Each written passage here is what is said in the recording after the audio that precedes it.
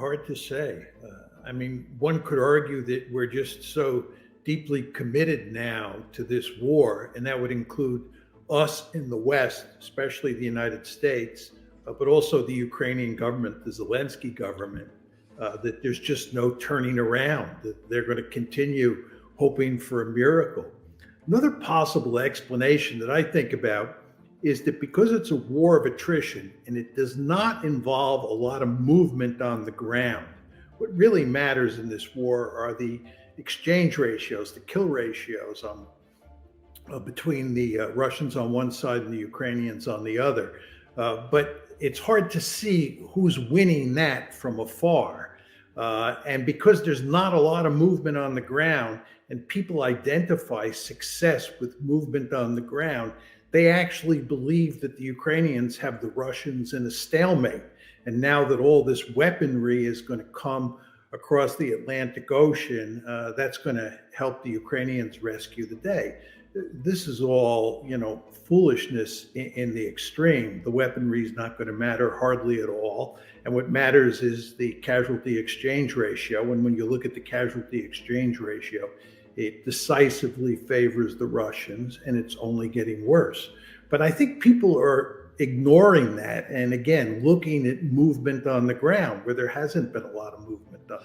What planet is anybody on? I mean, aside from the fact that nobody can join NATO if they're at war with somebody else, why would anybody want to have a nation that has an existing issue, even if that war was resolved, with a nuclear power that could draw everybody into a nuclear war that's a non-winnable situation? Why do we say stuff like that? But I think, Danny, there's another very important point here, and that is that the more the Tony Blinkens of the world advocate or promise that Ukraine will be brought into NATO, the greater the Russian incentive is to destroy Ukraine, because the Russians are profoundly committed to making sure that Ukraine does not join NATO. And the best way to prevent that from happening is to wreck the country. So what Tony Blinken is doing here is he is just encouraging the Russians to do further damage to Ukraine, or to put it in slightly different terms, to do greater damage to Ukraine. It's a remarkably foolish thing to say, and it's not going to happen. Ukraine is not going to be brought into NATO for the reasons that you elucidated and the reason that I elucidated. But if you talk about Tony Blinken, I've watched him more closely in the Middle East than I have with regard to Ukraine, and he is not a very good strategist. He is, to put it bluntly, not a very smart man. He may be good at taking exams and getting degrees from fancy schools, but when it comes to thinking in commonsensical ways about foreign policy and strategy, he's a second-class thinker. And the results show, both in the Middle East and with regard to Ukraine.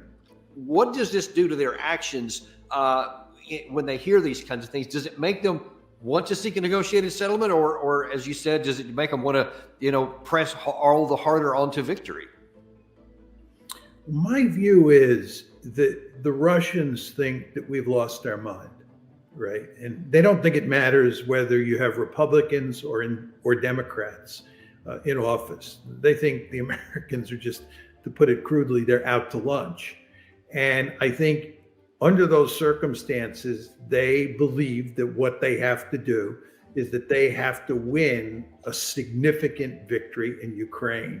And they can't allow themselves to negotiate with the United States or with the West more generally, some sort of political settlement that has the possibility of blowing back on Moscow, right? So they understand you can't trust the Americans. The Americans say one thing one day and then change their mind the next day. So I think if you're going to get a deal in Ukraine, you're going to have the Ukrainians, number one, declare neutrality, no Ukraine in NATO. And furthermore, you're going to have to completely break the tie, the security link between the United States and Ukraine.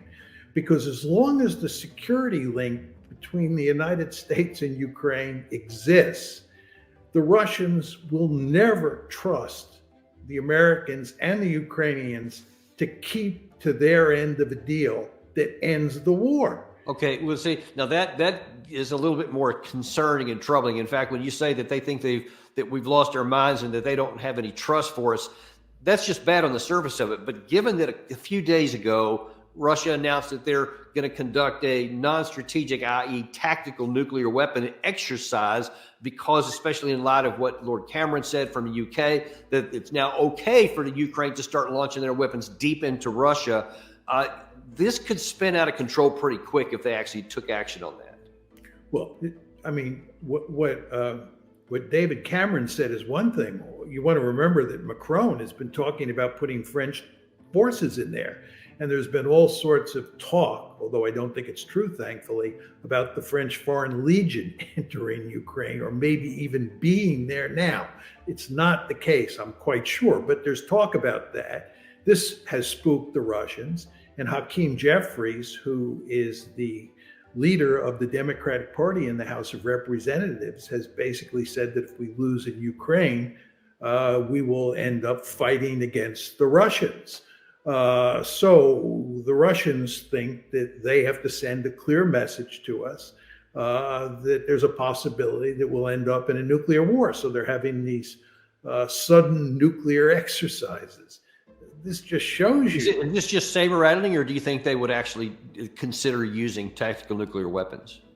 Oh, I have no doubt in my mind that if they're involved in a war, whether it's with Ukraine alone inside of Ukraine or with us inside of Ukraine, and they are losing, they will use nuclear weapons. I have never had any doubt about that. I can tell you how they would use them, and I think they would be quite effective. But you want to remember that they believe, the Russians believe, that what's going on inside of Ukraine is an existential threat to them. They believe that bringing Ukraine into NATO is an existential threat. They were willing to invade Ukraine in February 2022 over that issue. And now you're hypothesizing a situation where they're losing in Ukraine or where the West is fighting inside of Ukraine. I think it's hard to believe that they wouldn't use nuclear weapons to rescue the situation if they were in trouble. So I think we're playing with fire here. And of course, I don't believe that we are going to introduce NATO troops into Ukraine if the Ukrainians collapse for that very reason. But we will certainly be tempted to do so. Yeah, now let me ask you that, because that brings up another point that hasn't been addressed at all.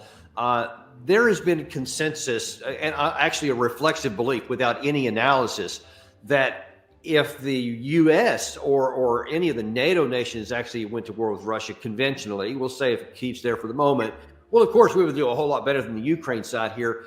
But I'm not sure that that's right. And let's say that one of the things Macron speculated on about a week ago was that if Russia does break through their lines, he would consider, if asked, to send maybe 20,000 French troops in there. But I've got to wonder, French troops had no combat experience of any sort at all. And I'm just wondering if you put those guys in Ukraine, if they would do any better than the Ukraine side.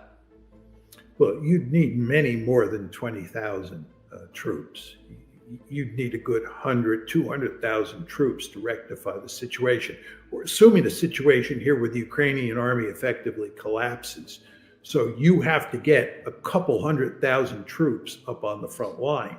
And assuming you're not using nuclear weapons, you're going to need lots of tanks, lots of artillery rounds. I don't think the French alone have that capability. And I don't think the Germans have that capability. So I think you'd have to bring in all of NATO or most of NATO, and you'd certainly have to bring in the Americans. Once you do this, you're in a great power war. Yeah. I must say, I find it hard to believe that we would fight, we meaning the Americans, would fight a great power war over Ukraine. Ukraine is of little strategic significance to the United States. That's one of the truly astonishing aspects of this war. Who controls Ukraine just doesn't matter. And if Ukraine were neutral, even if it was in the Russian orbit. Who cares? It just doesn't matter to the security of the United States. I would note to you that Jake Sullivan has recently said that the Ukrainians will hold this year, we'll get them all this equipment, and they're going to go on the counteroffensive in 2025. So if you think that Secretary Austin's comments are delusional or not satisfactory, just think about what Jake Sullivan is saying. You really do wonder what planet that guy's living on. The Ukrainians will be lucky if they can last through 2024. The idea that they're going to go on the offensive in 2025, and this time, unlike in 2023, they're going to get to the Sea of Azov and break the Russian defenses is it fair to say it's laughable? It would be, I guess, if it wasn't so potentially catastrophic in its consequences for the Ukrainian people. But I wonder if you could touch on something here that doesn't get much airtime or press time, right? So once prior to this signing of this $95 billion deal, you had all kinds of people in the United States who were advocating this stuff, saying, you know, the only reason Ukraine's losing is because we haven't gotten them this money. So now that they've gotten the money, I hear lots of people say, all right, well, it kind of came late, so we'll see how it works out. But this will be enough to help stabilize the situation now. And maybe this is what the National Security Advisor is saying. We want to stabilize the thing now so that we can turn it around in 2025. But here's the first question I'd like you to answer is, based on what you've seen of what's in this package, and that includes the volume of it, is it enough to stabilize the situation? Well, the truth is that the administration has not stipulated the amounts of each kind of weaponry that are in the package. At least I haven't been able to find it. And most of the people I know who study this issue have not been able to find it. And I think the reason that the administration is not spelling out how many artillery pieces, how many artillery rounds they're going to be giving to the Ukrainians is because if people saw those numbers, they'd know that they're completely unsatisfactory for helping Ukraine, number one, stabilize the problem that they face on the front lines, and number two, go on the offensive in 2025. The fact is, we never had the weaponry on the shelf ready to give to the Ukrainians when there was this huge discussion about passing this aid package. The implication of all the comments that the administration and the war hawks made was that we had the weaponry and all we had to do was get congressional permission to take it off the shelf and ship it across the Atlantic Ocean. This was simply not true. And moreover, we have given the Ukrainians lots of our own equipment that we have to replace. As I like to point out to people, if you look at the $61 billion that we're giving to the Ukrainians, it's really not all 61, because 28 billion of that money is going to go to building weapons that replace those weapons in the American inventory that have been given to the Ukrainians. That's 28 out of $61 billion is going to building weapons. Yeah, and I believe there was an additional 13 point something, or maybe it was 14, that's going to U.S. European Command for our own operations. Not even that. So it has nothing to do with Ukraine, but no one talks about that part either. And if I can make just one other point on this that's not to be underestimated, is that it seems that we're giving 10% of the artillery shells that we produce each month to the Israelis. If you look at what the Israelis are doing in Gaza and even up on the Lebanese border, it's quite clear that they have a real appetite, the Israelis, for artillery rounds, much the way the Ukrainians do. And as we all know, from having talked about this issue over the months, that the United States is not producing that many artillery rounds. We don't have an industrial base that can be spun up to produce huge numbers of artillery rounds. And now we find out that the Israelis have a real appetite for those rounds, as well as the Ukrainians. So this makes the situation even worse. And if you could touch on the other issue that I know you've mentioned a number of times before, that almost irrespective of how much ammunition, how many tanks, artillery pieces, whatever you may come up with, the real, I guess, long pole in the tent sort of thing is the manpower issue.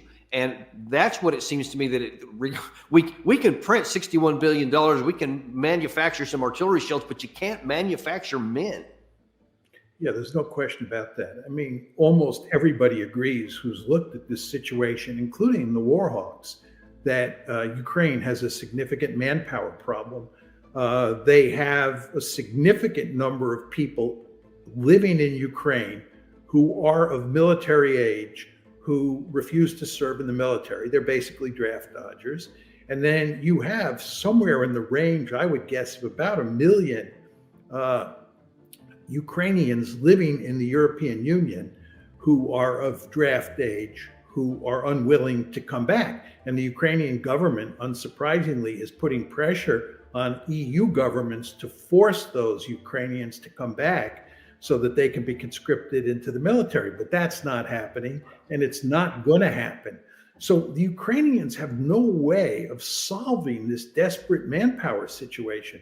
And there are now reports that they're sending police units and military cadets up to the front lines because they're so desperate for manpower. So you have this huge manpower problem on top of the weaponry problem. Well, he was one of many generals who predicted the counteroffensive would be a great success. And even after the counteroffensive failed, he was still talking about all the opportunities that there would be for the Ukrainians to defeat the Russians. So he's not somebody I take seriously.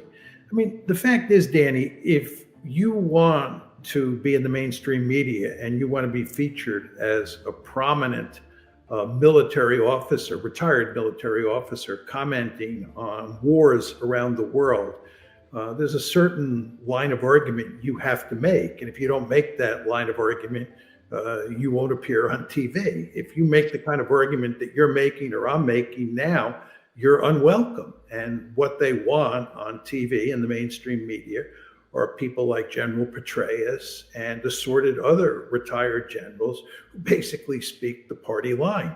The problem here is that they're making arguments that are detached from reality. And the end result is that their predictions are almost always shown to be wrong.